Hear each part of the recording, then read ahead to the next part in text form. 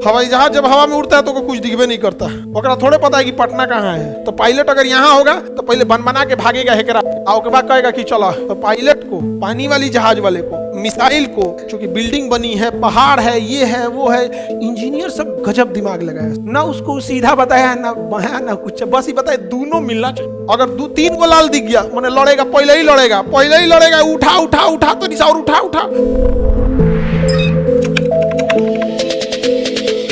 Internet का लोगो देखें ऐसे ही रहता, उसी को ग्रिड कहते हैं। मिसाइल मारने में, तोप मारने में, हवाई जहाज चलाने में इस ग्रिड का बहुत बड़ा योगदान होता है। हवाई जहाज जब हवा में उड़ता है तो कुछ दिखबे नहीं करता, ओकरा थोड़े पता है कि पटना कहाँ है। ना ओका कुछ नहीं, देख के थोड़े आ रहा है, अंदाजे आ रहा है, अंदाजिया ही ले, उसको बस पता है कि पटना का ग्रिड कितना है, पटना का ग्रिड कितना है। तो उस जो पायलट होता है उसको बताया जाता है कि ये देशांतर है, ये वाला अक्षांश है और ये वाला देशांतर है। तो वहां का डिग्री बताएगा कि 15 डिग्री पश्चिमी, 13 डिग्री देशांतर। तो उसको अक्षांश भी बताएगा, देशांतर बताएगा, दोनों बताएगा कि खाली एगो बताएगा। अब मान के चलिए कह दिया कि हाई वाले अक्षांश पे देशांतर किस पे आइएगा, अक्षांश पे।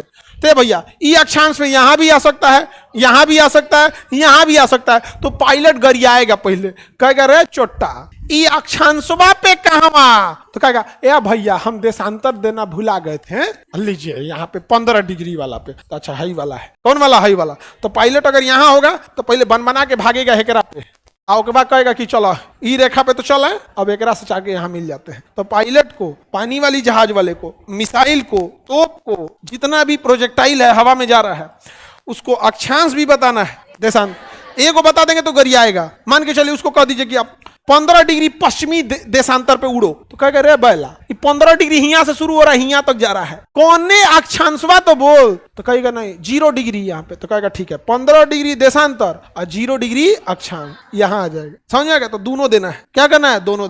मिसाइल में क्या फिट किया जाता है, यही। जो मुंबई जाता है जहाज उड़ा के, वो रास्ता खोजते जाता है का गुजरात, ऐसे जाता है ना। अरे बाप ओ बाप, ओका पता है कि मुंबई का अक्षांश कौन है, देशांतर कौन है, उसी लगले वो लेके चल गया। जब मुंबई से 100-150 किलोमीटर पहले रहता है तब एयरपोर्ट पे एक सिस्टम लगा होता है, ILS, इंस्ट्रूमेंटल लैंडिंग सिस्टम। अक्षांश देशांतर की मदद से मुंबई में घुस गया है।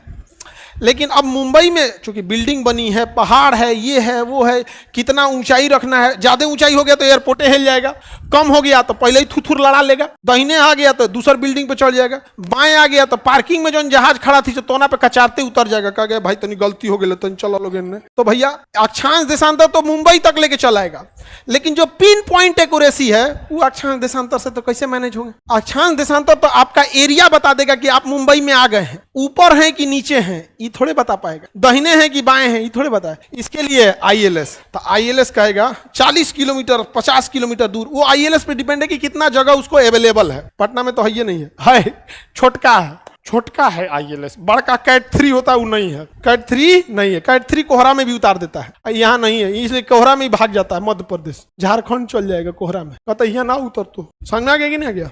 तो ILS कहेगा पायलट को, उसमें तरंग छोड़ेगा। क्या करेगा, तरंग छोड़ेगा। कौन एयरपोर्ट पे लगा होता है ILS, जैसे ये रनवे है ना, ये रनवे है, यहीं पे मशीन लगी होती है ILS, इंस्ट्रूमेंटल लैंडिंग सिस्टम। समझना गया कि नहीं आ गया।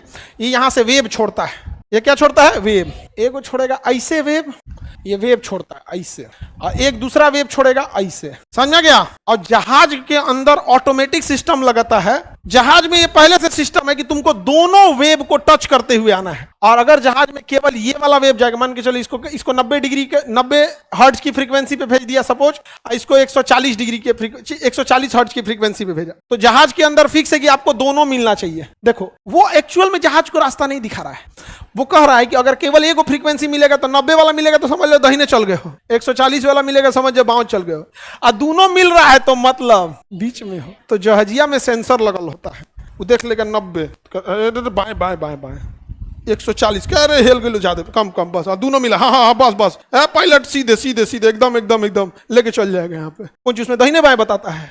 इंजीनियर सब गजब दिमाग लगाया, ना उसको सीधा बताया ना बाया ना कुछ, बस ही बताया दोनों मिलना चाहिए। अब दोनों मिल रहा है मतलब उपाय किसके सीध में है। अच्छा दिल्ली से ILS काम करने लगे मुंबई का, पास आएंगे तब काम करेगा। यहाँ पे 30-40 किलोमीटर 50 किलोमीटर दूर जितना खाली जगह मिलेगा उतना ज्यादा होगा। जैसे कोई समुद्र के किनारे का एयरपोर्ट है तो देर मिल जाएगा, समुद्र में कुछ है ही नहीं है, जाओ 60 किलोमीटर 100 किलोमीटर से पकड़ लेना, समझे। या पटना वाला 40 किलोमीटर पे पकड़ता है, हाँ वहीं पे कहता है यहाँ तुरंत यहीं पे उतार देगा, यहाँ से आएगा क्या करेगा, उतार देगा, क्या कर देगा, उतार देगा यहाँ पे। अच्छा अगर ज्यादा ऊंचा हो गया तो उतरना चाहिए ही यहाँ, उतरेगा ही यहाँ, बाउंड्री तोड़ के थूथूर लड़ा लेगा, समझ गया। अब पहले हो गया तो पहले ही उतर जाएगा। तो ये हेल्प करता है कि नहीं, हेल्प करता है, समझ में आ गया कि नहीं।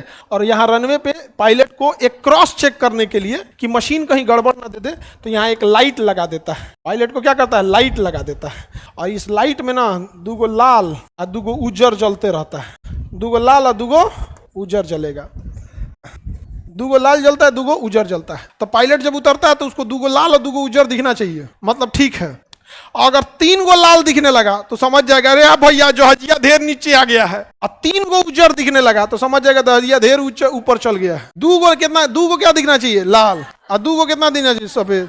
अगर 3 गो लाल दिख गया मैंने लड़ेगा, पहले ही लड़ेगा, उठा तो निशा और उठा कहे लड़जी तो लड़जी, उठा के हाँ तब तन उठा लेगा तो धाए दे 3 गो की जगह फिर 2 गो लाल जलेगा, 2 गो लाल 2 गो उजर चलेगा, ठीक है।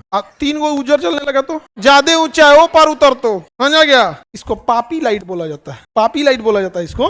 पापी का फुल फॉर्म होता है प्रेसीजन अप्रोच पाथ इंडिकेटर, ऐसे करके कुछ एग्जैक्ट हमको ध्यान नहीं आ रहा अभी। प्रेसीजन मतलब पिन पॉइंट, अप्रोच मतलब आना, पाथ इंडिकेटर ऐसे होता है। पापी लाइट्स बोलते हैं, समझ में आ गया कि नहीं आ गया, कौन सी लाइट, पापी लाइट बोलते हैं। और अगर पापी लाइट गड़बड़ हुआ तो पाप के भोगी आप होंगे, अगर पापी लाइट गड़बड़ हुआ तो पाप के भोगी आप होंगे। पटना एयरपोर्ट में 1995 या 97 में वो जहाज गिरा दिया था, समझ में आ गया। उसका 3 गो लाइट जल रहा था, उजर का क्या था, नहीं उसको 2, पहले उसका 3 गो ललका जल रहा था तो ज्यादा नीचे हो गया था, तो क्या किया, उठा दिया, उठाया ना तो हुमाच के उठा दिया, बस 3 गो उजर का जलने लगा, कहा कि ज्यादा ही कर दिया, तो फिर नीचे किया तो ज्यादा ही नीचे कर दिया, धाए गिर गया।